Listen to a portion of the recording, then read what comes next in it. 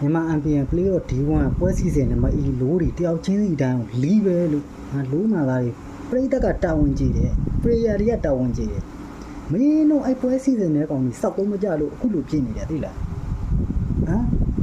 ဒီနေ့မှာ day 1ပဲရှိတယ် day 1 day 2နှစ်ရက်လေးကိုမြန်မာတနိုင်ငံထဲဆိုထားတော့ဟိုးချမ်းနိုင်ငံတွေကလည်းလာကြည့်နေရလီးဒါနဲ့မြန် MPN ကိုမြန်မာပြည်မှာလက်ခံပြီးတော့ကျင်းပကျင်သေးတယ်ဟဲ့လားဒီတိုင်းနဲ့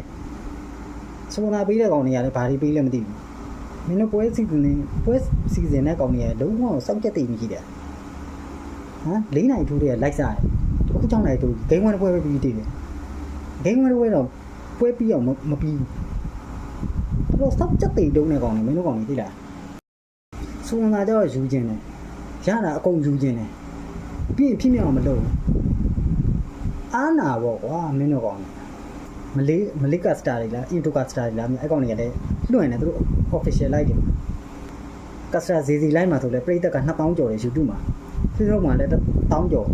အများကြီးပဲမြန်မာပွဲတွေပရိသတ်တွေကတာဝန်ကြည့်တယ်ပလီယာတွေကလည်းတာဝန်ကြည့်တယ်မင်းတို့အဲ့ပွဲစီစဉ်တဲ့ကောင်တာဝန်မကြည့်တာသိလား MPN မြန်မာပြည်ယူပြပါပြမှာဟိုအဝိုင်းပြမှာအဲ့လိုအဝိုင်းယူပြဟလား MPN လေဟလားမြန်မာပြည်မှာဟိုဒါအင်ဒိုကနေပေးလိုက်ပြီမြန်မာပြည်မွန်တိုကနေပေးလိုက်ပြီဘာပြမှာပလီယာတွေကစားမပြအဝိုင်းလေညာပြ